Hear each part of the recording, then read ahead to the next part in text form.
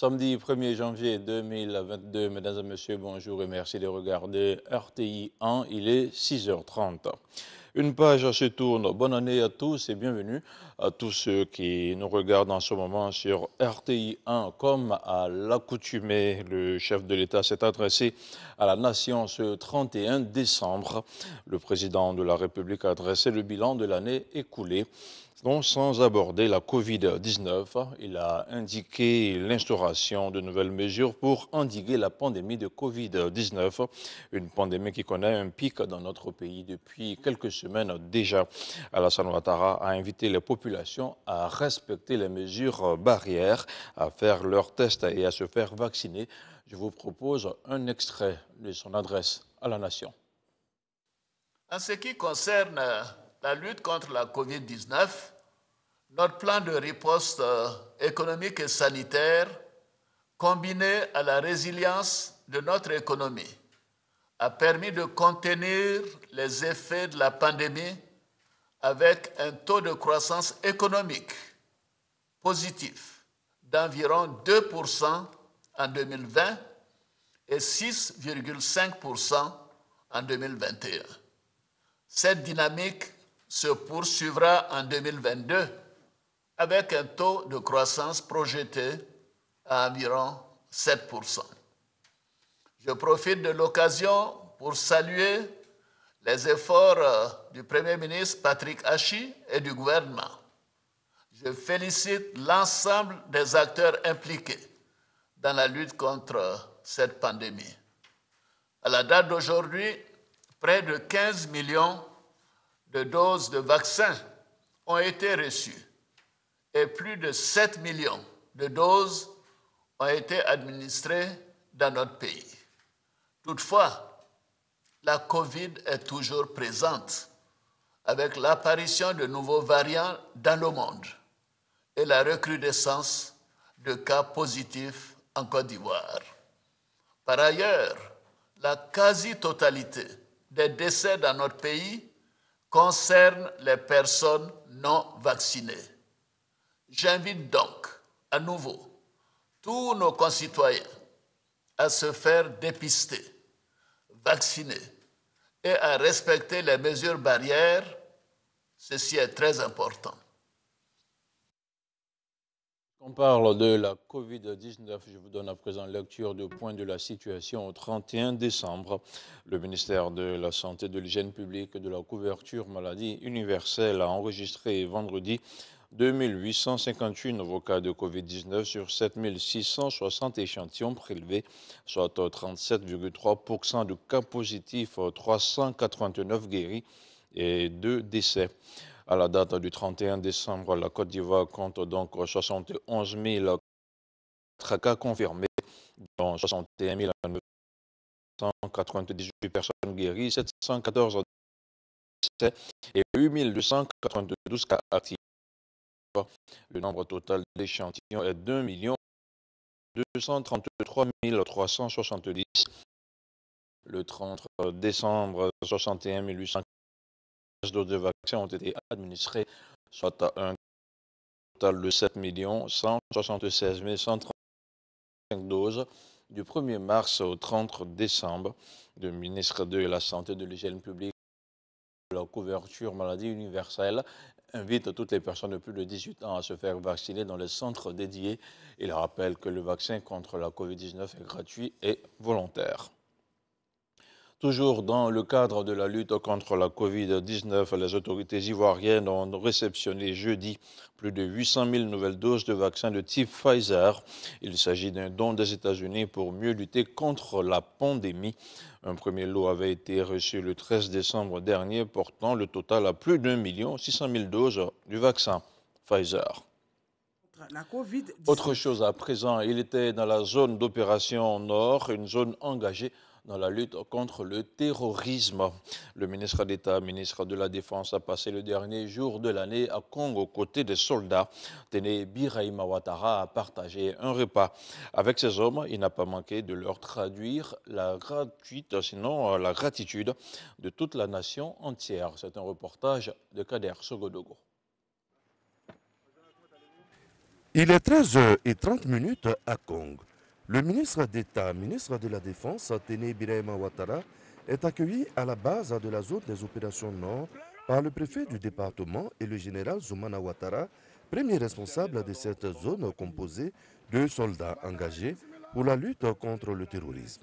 En ce dernier jour de l'année 2021, le ministre d'État a voulu rester auprès de ces hommes pour leur témoigner toute la gratitude de la nation pour le sens élevé du sacrifice qui les guide dans la défense des populations et l'intégrité du territoire national.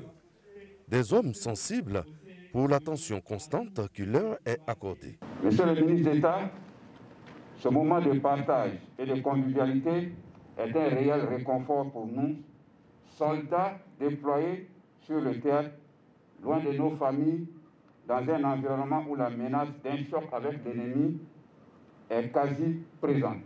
Dans cette période de grandes retrouvailles, permettez-moi, Monsieur le ministre, d'avoir une pensée pour nos vaillants soldats tombés au champ d'honneur. Les hommes entrerris pourront compter sur le chef suprême des armées. Je voudrais, mon général, exprimer la joie, les félicitations de son Excellence, Monsieur le Président de la République, pour le commandement de la zone nord. C'est une zone qui est très importante parce que c'est une zone qui sécurise en quelque sorte notre pays. Personne n'est sans ignorer que nous avons affaire à un défi qui est nouveau pour nous. C'est bien entendu le terrorisme. Le chef d'État qui en a conscience ne rate aucune occasion pour apporter un soutien ferme à nos troupes, à nos frères d'armes. Par cette même occasion, je voudrais exprimer la compassion de son Excellence, Monsieur le chef de l'État, pour tous nos disparus. Je voudrais, au nom de tous, avoir une pensée pieuse pour ces hommes qui sont morts au front. Ils sont morts pour la patrie, ils sont morts pour une cause noble. Au menu de ce déjeuner, des mets ivoiriens, des dons en cache-nez, 12 000 au total, et une enveloppe de 3 millions de francs CFA ont été offerts aux soldats par le ministre d'État, ministre de la Défense, Téné Birahima Ouattara, qui était accompagné par des élus, des chefs traditionnels et des guides religieux. Fidèle à sa promesse, comme chaque année, le chef de l'État a encore offert des kits alimentaires aux couches défavorisées du district d'Abidjan. Mercredi dernier, les équipes du ministre-gouverneur Robert Begré-Mambé ont sillonné les 13 communes d'Abidjan. Plusieurs kits alimentaires ont été distribués. Le compte-rendu d'Issa Chonayo. Après la réception du don des kits alimentaires du président de la République, Alassane Ouattara, le ministre-gouverneur du district autonome d'Abidjan, Robert Begré-Mambé, procède à sa distribution dans les différentes communes. Les populations de Yopougon sont soulagées avant la fin de l'année par l'équipe du ministre-gouverneur. Il y a des gens qui ne s'attendaient pas à un moindre poulet en fin d'année. Mais le président qui toujours pense à la population a envoyé M. Begré-Mambé vers ces populations pour leur apporter un plus. Nous disons merci au président de la République qui se souvient de nous, population de Yopougon. Vraiment, c'est un grand geste à notre égard. Nous n'allons jamais oublier ce geste-là.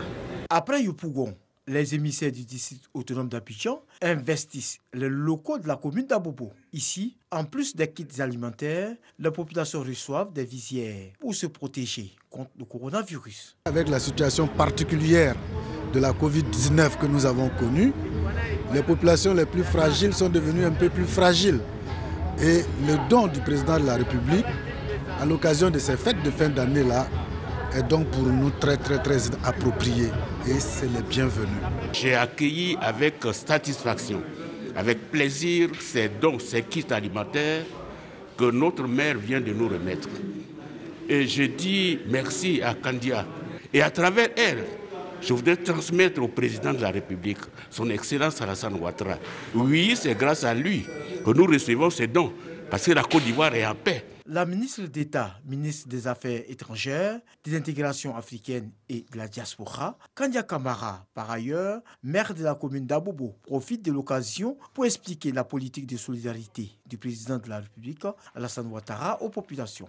Le président de la République, son Excellence, M. Alassane Ouattara, veut que toutes les familles passent les fêtes dans de bonnes conditions. C'est la raison pour laquelle il nous fait ces importants dons. 10 tonnes de riz, 2000 poulets, de l'huile.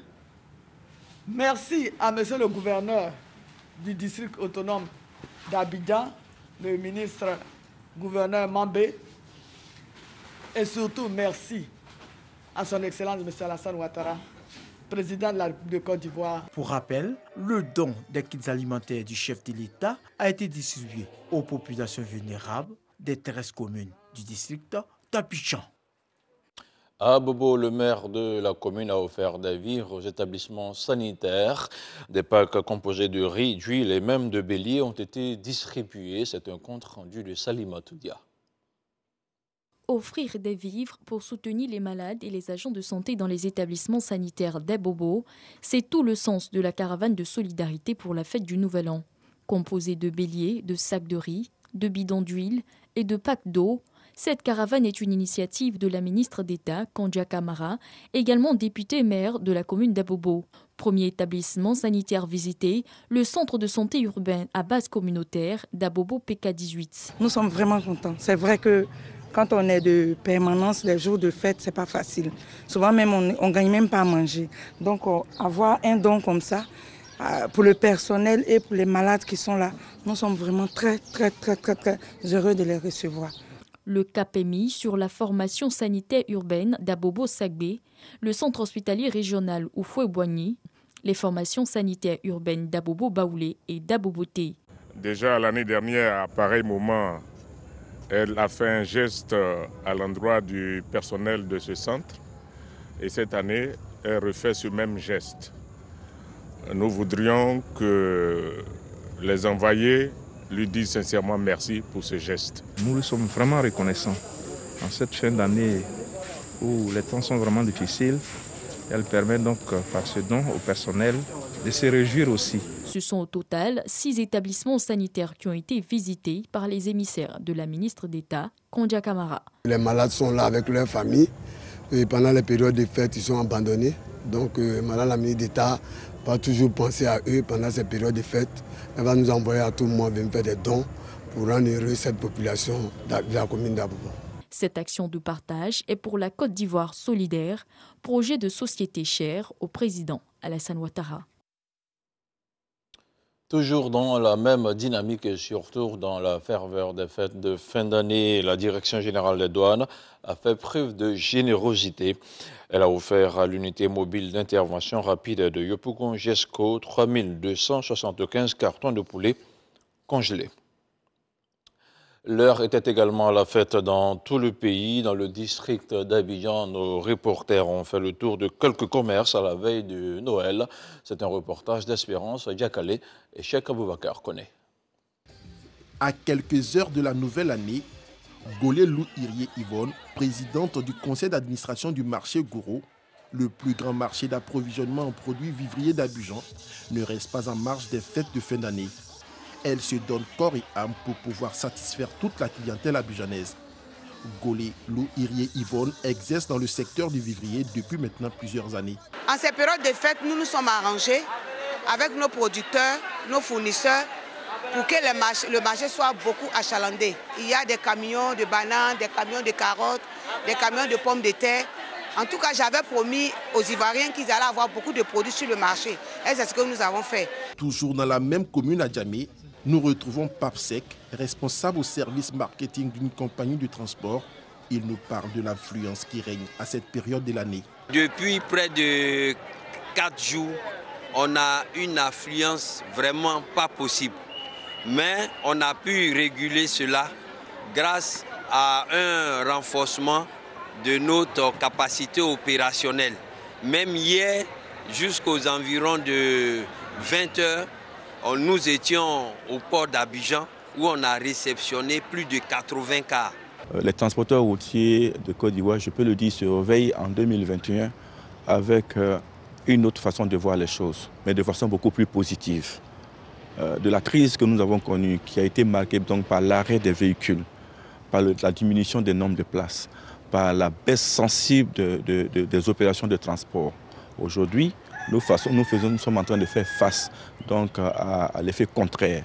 C'est-à-dire que les choses se sont dénouées, la reprise est constatée. La fin de l'année, une période festive à laquelle tous les friands de bonne nourriture et d'ambiance se retrouvent pour profiter des moments de joie. Astou et Frédéric, tous deux dans le domaine de la restauration, sont en plein préparatif. C'est demain matin, 4 h du matin, on va faire marcher pour la fête. La fête a commencé depuis le 11 de ce mois, 11 décembre. Et tout va bien. Cette année, ça va mieux par rapport à l'année passée où il y avait la Covid. Je m'attends vraiment à beaucoup de clients. J'ai passé pas mal de commandes de boissons.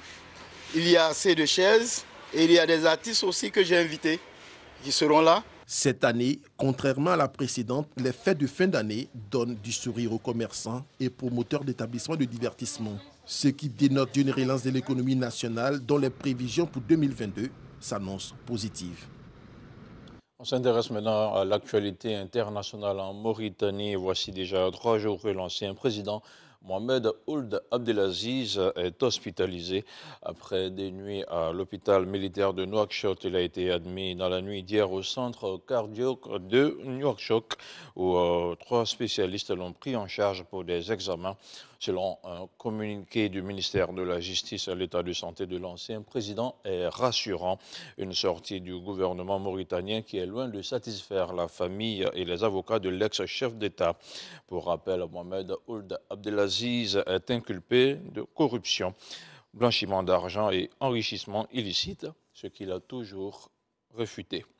Et puis hors du continent africain, au moins 12 personnes sont décédées et 13 autres ont été blessées dans un sanctuaire religieux ce samedi 1er janvier 2022 au Cachemire indien. Le bilan pourrait être plus lourd car la route menant au sanctuaire situé au sommet d'une colline était bondée de fidèles. Ces derniers tentaient de s'y rendre à l'occasion des traditionnelles fêtes de prière de Nouvel An. Voilà, ce 6h30 est terminé, le premier de l'année 2022. Merci de l'avoir suivi. Je vous souhaite par l'occasion une bonne année 2022 sur RTI 1.